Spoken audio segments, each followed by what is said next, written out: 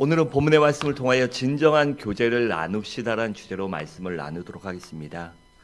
여러분, 제가 지지난주에 하나님이 우리를 왜 지으셨다고 말씀하셨죠? 바로 우리를 사랑하기 위해서 지으셨습니다. 그리고 영원히 살도록 지으셨고 우리가 하나님께 영광 돌리며 살아가도록 우리 모두를 창조하셨습니다.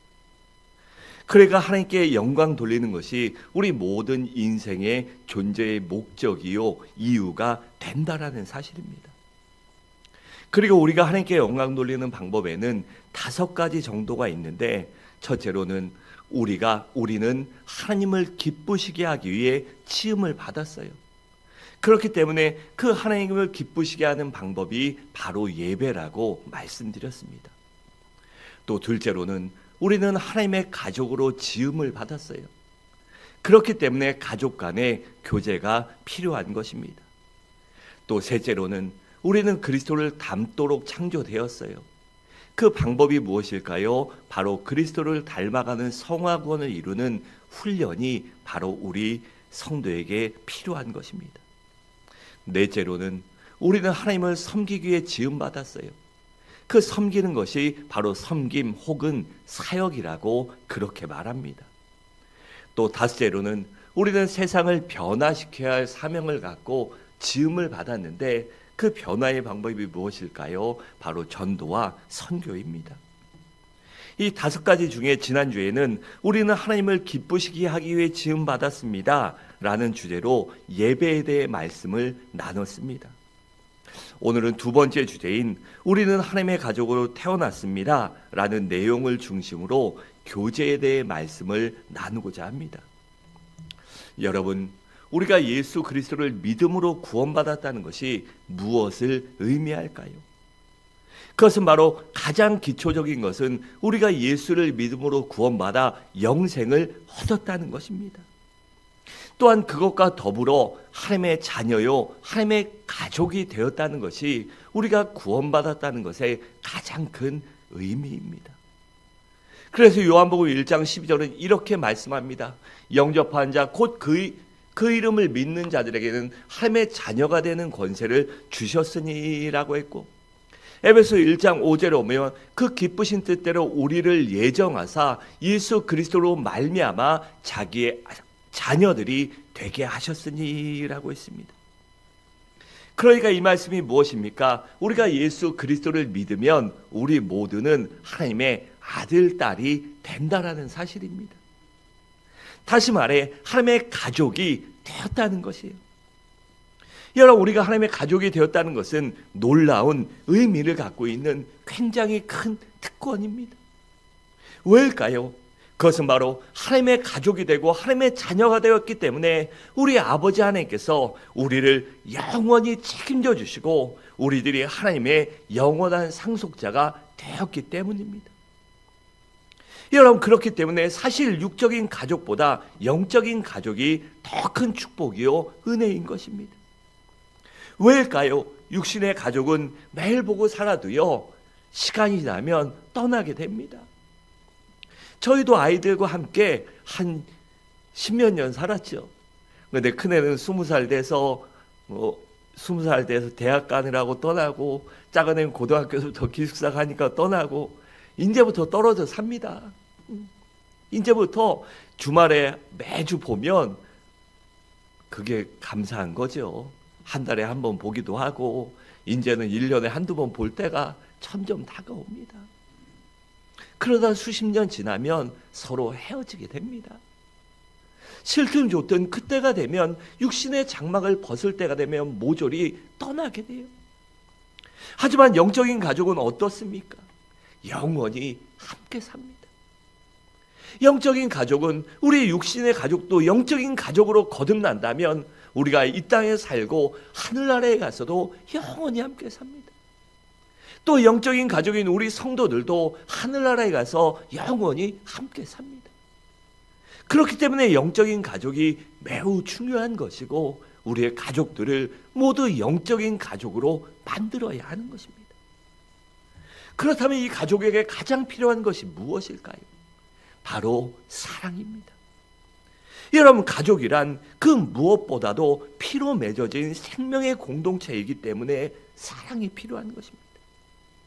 그래서 로마서 12장 5절에 이렇게 말씀합니다. 이와 같이 우리 많은 사람이 그리스도 안에서 한 몸이 되어 서로 지체가 되었느니라 라고 했습니다. 그러니까 교회란 예수 그리스도의 몸이요, 우리는 그 몸에 붙어 있는 지체들이란 사실입니다. 그렇다면 어떻게 해야 영적으로 한 가족인 우리들의 사랑이 깊어질 수 있을까요? 그것은 친정한 교제가 있을 때 우리의 사랑이 깊어지는 것입니다. 왜일까요? 바로 우리가 친정한 교제를 통해서 우리가 서로 가까이 할 수 있고 우리의 아픔과 눈물과 문제와 기쁨과 슬픔까지도 나누고 서로 돕고 하나가 되고 친정한 사랑을 나눌 수 있기 때문입니다. 바로 가족에는 사랑이 있기 때문에 그것이 가능한 것입니다. 그렇다면 교제란 무엇일까요? 교제란 라틴어로 코미니오고 영어로는 펠로우십인데 그 뜻은 함께한다 또는 참여하다 뭐 이런 뜻을 갖고 있어요. 그리고 신약 성경에 보면 이 함께하다란 단어, 이 교제가 18번이 나오는데 특히 그 중에 하나님과의 교제가 7번, 또한 사람과의 교제가 8번 나오고 연보라는 의미의 교제가 3번 나옵니다. 여러분, 교회의 가장 중요한 요소 중 하나가 바로 교제예요. 왜냐하면 교회는 성도들은 영적으로 한 가족이기 때문입니다. 여러분, 교회란 단순히 건물을 의미하는 것이 아닙니다. 교회란 하나님의 가족을 말하고 그렇기 때문에 교인들 간의 교제가 매우 중요한 것이에요. 이것은 단순한 선택사항이 아니라 반드시 해야 할 필요사항이요 의무이기 때문입니다. 그렇다면 우리들 가운데 어떻게 해야 진정한 교제가 이루어질까요? 첫째로는 우리 모두가 교회에 소속돼 있어야만 합니다. 우리 5절 함께 읽겠습니다. 시작. 서로 지체가 되었느니라. 아멘. 그러니까 이 말씀이 무엇입니까? 구원받은 자는 하나님의 가족으로 반드시 교회에 속해 있어야 한다는 사실입니다. 그래서 에베소 2장 19절은 이렇게 말씀합니다. 그러므로 이제부터 너희는 외인도 아니요 나그네도 아니요 오직 성도들과 동일한 시민이요 하나님의 권속이라 라고 있습니다. 여러분, 우리들이 교회 안에 속해 있어야만 진정한 교제를 나눌 수 있습니다. 우리가 이 사실을 가끔씩은 외면하기도 합니다. 어떤 특정 상황 때문에 무슨 이유 때문에 가끔씩 그럴 수 있습니다. 그 상황에 처했을 땐 그럴 수 있어요. 하지만 그것이 지속되면 안 돼요. 코로나 이후에 굉장히 많은 사람들이 교회를 떠납니다. 그리고 온라인 예배 드리며 만족합니다. 올 수 없는 상황이면 가능해요. 하지만 올 수 있는 상황임에도 온라인 예배 드리고 또 그게 지속되다 보면 어떻게 되는지 아십니까? 처음에 유튜브로 온라인 예배 드릴 때 어떻게 했어요? 예배 시간에 교회 오듯이 옷 딱 차려입고 깨끗이 가족 간에 앉아 드립시오. 처음엔 그랬습니다. 대다수 성도 그랬어요. 근데 6개월, 1년 지나니까 물론 안 그런 분도 있지만 어떤 분들은요 그냥 잠옷 차림으로 앉아 있습니다. 또 어떤 사람들은 11시 예배, 10시 예배 교회마다 틀리죠. 그러면 설교 시간에 들어오거나 아니면 끝날 때 5분, 10분 켜놓고 예배 드렸다고 만족합니다. 그러다 보니 어떻게 됩니까? 더 많은 사람들이 예배에 대해서 소홀해지고 이 신앙생활에서 동떨어지게 됩니다. 신앙의 성장이랑 성화 구원이랑은 관계없이 내가 예수 믿고 구원받았는데 단순히 거기서 끝나게 됩니다. 그래서 어떤 사람들은 그 중에 이렇게 말하기도 해요. 저는 예수 그리스도를 믿어요. 그런데 어느 교회에 나가거나 속하긴 싫습니다. 내가 온라인으로 예배 드릴 거고 내가 가끔씩 필요할 때 교회 갈 거고 내가 가끔씩 필요할 때 시간 나게 예배 드릴 겁니다. 여러분, 이렇게 말하기도 해요. 그런데 이런 사람들은요, 난 축구 좋아하고 야구 좋아하고 선수가 되기 원합니다. 난 야구 선수가 꿈이고 축구 선수가 꿈이고 농구 선수, 배구 선수가 꿈입니다. 그런데 팀에는 들어가기 싫습니다. 혼자 야구하고 혼자 농구하고 혼자 축구하고 싶습니다. 나는 운동으로 성공하고 이름을 알리고 싶습니다. 근데 나는 대회에 나가기 싫습니다. 이런 말과 같아요. 조금 비약하자면 말이 안 되는 소리란 거죠. 여러분, 운동선수가 농구하기 위해서는 농구팀에 들어가야 합니다. 축구하려면 축구팀에 들어가고 그라운드에 들어가야 공을 차는 거지, 대기번호 달고 뒤에 앉아 있는다고 못하는 것입니다. 우리의 신앙도 마찬가지입니다. 우리가 교회에 속해서 구성원이 되고 예배를 진정으로 듣는 자, 내가 헌신한 자가 됐을 때 내가 진정으로 예배를 통해 은혜를 받을 수 있는 것이고, 교회의 구성원으로서 내 책임을 다하는 것이고, 하나님의 지체로 내 역할을 다하는 것입니다. 그래서 우리가 교회에 속해야 하는 것입니다. 그러므로 우리 모두 기관과 구역과 교회에 속해 있으시기 바랍니다. 둘째로, 서로의 나눔이 있어야 합니다. 여러분, 가족에게 있어 꼭 필요한 것 중에 하나가 바로 서로의 필요를 나누는 것입니다. 여러분, 사랑이란 무엇일까요? 그것은 바로 서로의 필요를, 서로의 아픔을 나누는 것입니다. 그리고 진정한 교제도 바로 서로의 필요를 나누는 것이에요.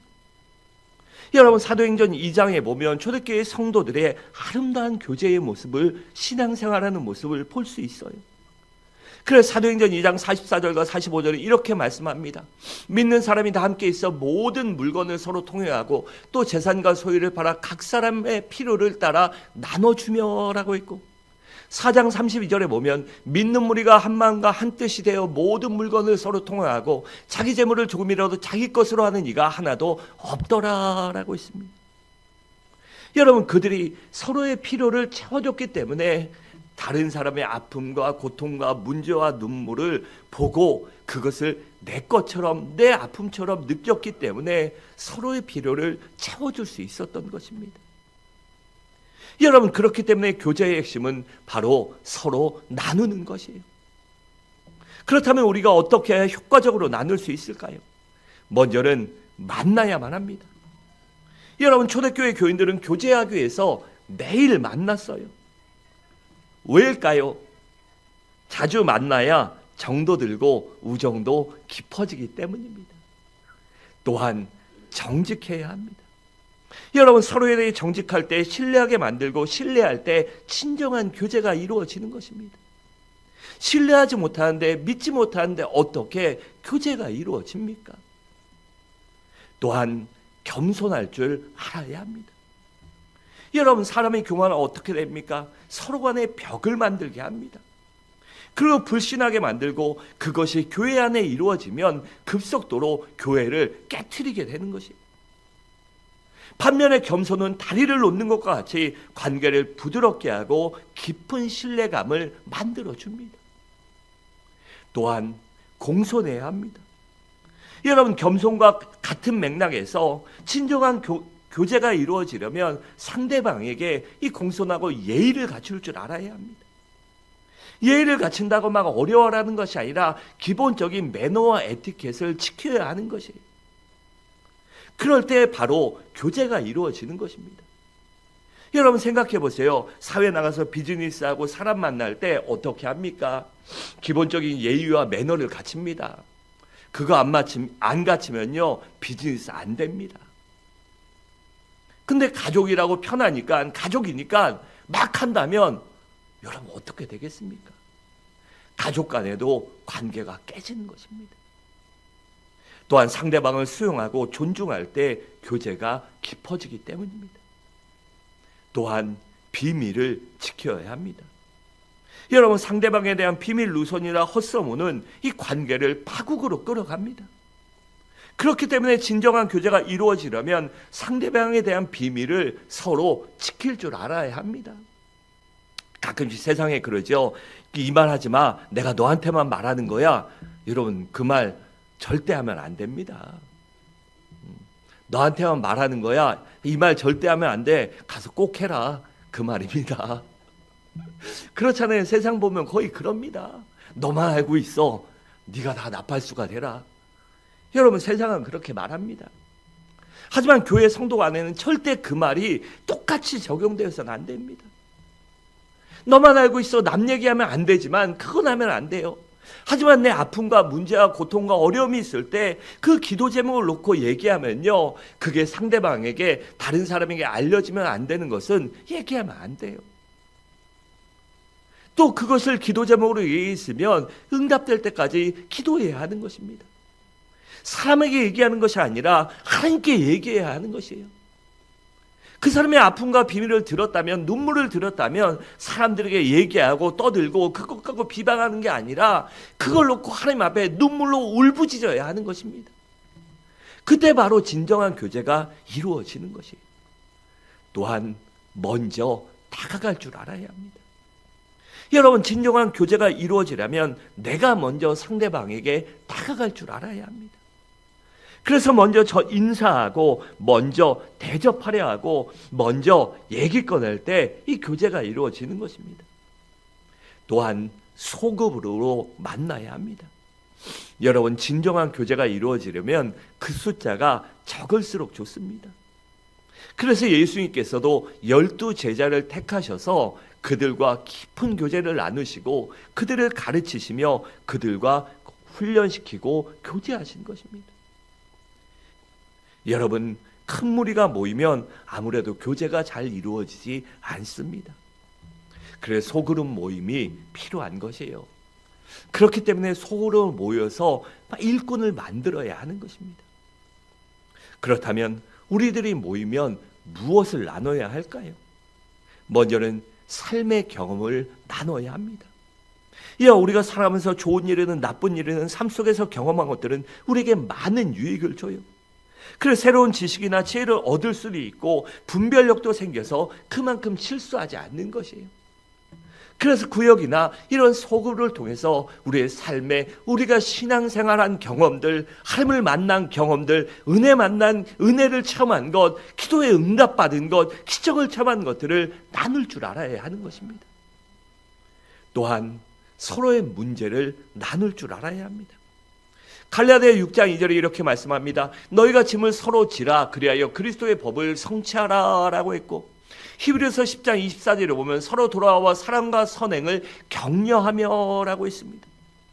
우리가 살다 보면 대소지간에 문제가 다 있고 아픔과 고통이 없는 사람이 없습니다. 그리고 그것들을 가슴에 그대로 담고 있으면 이 병이 돼요. 하지만 서로 믿는 형제자매에게 털어놓으면 그만큼 문제 해결이 빨리 됩니다.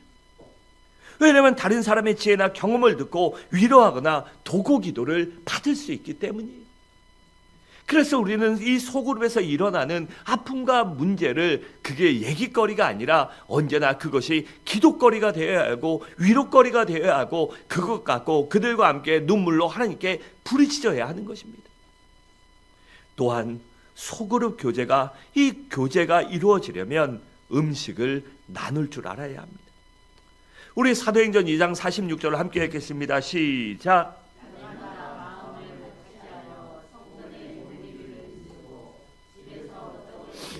기쁨과 순전한 마음으로 음식을 먹고 아멘. 여러분, 음식을 나눌 때요 마음이 풀어지는 것이고 긴장도 풀어지고 분위기가 부드러워지고 좋아지는 것입니다. 그래서 음식을 나눌 때 여유 있고 차분하게 깊은 교제를 나눌 수 있는 것이에요. 이 밥이 아니면 차라도 먹을 때요, 뭔가 먹을 때 사람이 마음이 흡족하고 혈당이 올라가고 기분이 좋아지고 그래야 서로 깊게 교제할 수 있는 것이고 좋아 보이는 것입니다. 그래서 우리도 이러한 교제를 나누시기 바랍니다. 셋째로는 공동체 의식을 가져야만 합니다. 여러분, 가족이 무엇입니까? 바로 우리라는 공동체이고 그렇기 때문에 우리라는 의식이 있어야 하는 것입니다. 여러분, 특히 우리나라 보면 어떻습니까? 이 동북아권은요, 가족을 말할 때 우리 아빠, 우리 엄마, 우리 집, 우리 교회, 우리나라 이렇게 우리라고 말해요. 그래, 공동체 의식이 외국보다는 조금 더 강합니다. 그래서 우리나라 역사를 봐도 그런 일들이 많이 있죠. 이 우리라는 의미 때문에, 우리라는 공동체 의식 때문에 이 나라의 민주주의가 이 성장한 것입니다. 그리고 이 나라의 여러 가지 이 근현대사에 있었던, 아니면 고대사에 있었던 모든 국가의 문제들도 이 우리라는 공동체 의식이 있었기 때문에 이겨낼 수 있었던 것입니다. 여러분, 그렇다면 이 우리가 무엇을 말할까요? 그것은 바로 공동체 의식이고, 그 공동체 의식이 있을 때 바로 우리가 하나가 될 수 있는 것입니다. 여러분, 가족 중에 좋은 일이 있으면 어떻게 합니까? 온 가족이 기뻐합니다. 자녀에게 좋은 일이 있을 때, 형제 자매 간에 좋은 일이 있을 때, 부모에게 좋은 일이 있을 때 온 가족이 기뻐하는 것입니다. 반면에 누군가에게 나쁜 일이 생기면 어떻습니까? 전체가 우울하고 아파하고 고통당하지 않습니까? 그 이유가 무엇일까요? 가족이란 바로 운명의 공동체요, 생명의 공동체요, 삶의 공동체요, 사랑의 공동체이기 때문입니다. 여러분, 가족이 운명의 공동체라면 교회 역시도 이 운명의 공동체입니다. 왜일까요? 영적으로 하나님을 아버지로 모시고 사는 형제 자매들이 바로 교회이기 때문입니다. 그렇다면 영적인 가족인 교회 공동체에는 무엇이 필요할까요? 먼저는 서로에게 관심을 가질 줄 알아야 합니다. 관심을 가져야 보이기 때문이에요. 또한 서로의 다름도 인정해야 합니다. 여러분, 한 부모 밑에 태어난 가족도 다 틀립니다. 성품이 틀리고, 성격이 틀리고, 기질이 틀리고, 가치관이나 살아가는 인생의 모든 것이 틀립니다. 심지어 생긴 것도 닮았지만 틀립니다. 그래서 교회에서는요, 서로가 다른 것을 인정해야 하는 것입니다. 또한 그렇기 때문에 서로를 도와주고 섬겨야 합니다. 여기에는 서로예요. 누가 일방적으로 돕고 누구 하나만 섬기고 절대 아닙니다. 서로 돕고 섬길 때 바로 교회가 아름다워지고 그 교제가 진정한 교제가 되는 것이에요. 또한 서로를 사랑하고 격려할 줄 알아야 합니다. 또한 서로의 허물을 품어줄 줄 알아야 합니다. 그리고 서로를 위해 기꺼이 자기 자신을 희생할 줄 알아야 합니다. 이 희생이 없을 때 안 되기 때문이에요. 여러분, 섬기고 사랑 안 하면 자기를 희생해야 해요. 근데 이 희생이 없다면 어떻게 됩니까? 어떻게 섬기고 교제할 수 있겠습니까? 받으려고만 하면 어떻게 이 관계가 지속될 수 있겠어요? 그래서 누구나, 모든 성도는요, 내 자신을 희생할 줄 알아야 하는 것입니다. 또한 서로에게 친밀하게 대해야 합니다. 이 대면대면보다는 가까이 친밀하게 지내는 것이 얼마나 좋습니까? 또한 적극적으로 모든 일에 참여해야 합니다. 여러분, 집에서도 뭔가 일이 있을 때 다 가족들 부산하게 하는데 가만히 있으면요, 미움 삽니다. 미움 사요. 여러분, 적극적으로 나누면 얼마나 좋습니까? 교인도 마찬가지입니다. 교회 일이 있을 때 적극적으로 참여하고 함께하면 얼마나 좋아요. 근데 일 있을 때마다 바빠서 밉습니다. 미움받아요. 그렇기 때문에 우리는 참여해야 하는 것입니다. 여러분, 오늘날 교회뿐만 아니라 이 사회에 진정으로 필요한 것이 무엇인지 아십니까? 바로 가족의식이요, 공동체의식이요, 우리라는 의식입니다. 여러분, 이 사회가 왜 지금 점점 더 각박해져 갑니까? 물질적으로, 기술적으로, 경제적으로 풍요해졌는데 왜 점점 각박해져 갑니까? 이 우리라는 의식이 점점 더 줄어들기 때문이에요. 바로 우리라는 의식이 없어지기 때문에 사회가 병들어가고 있는 것입니다. 또 그런 이 정신적인 사조가, 사회 사조가 교회 안에도 침투해서 교회도 점점 대면대면해지는 것입니다. 여러분, 바로 우리 가운데 이 가족의식과 우리라는 의식이 있을 때 우리의 교회도, 우리의 구역도, 우리의 기관도, 우리의 사회도, 이 나라로 아름다워질 것입니다. 사랑하는 성도 여러분, 말씀을 마치도록 하겠습니다. 여러분, 우리 모두 하나님의 가족으로 부름받았고 태어났고 그 가족으로 거듭났습니다. 그러므로 우리 모두 교회와 기관과 구역에 등록하고 가족으로 참여함으로 교제를 나누시기 바랍니다. 또한 내가 속해 있는 그 그룹에서 교제의 단위에서 진정으로 교제를 나누며 나를 희생하고 주님의 말씀을 준행함으로 말미암아 우리라는 아름다운 공동체가 이루어지는 우리 교회와 우리 성도들의 가정과 또한 이 사회가 되기를 주님의 이름으로 간절히 축원합니다.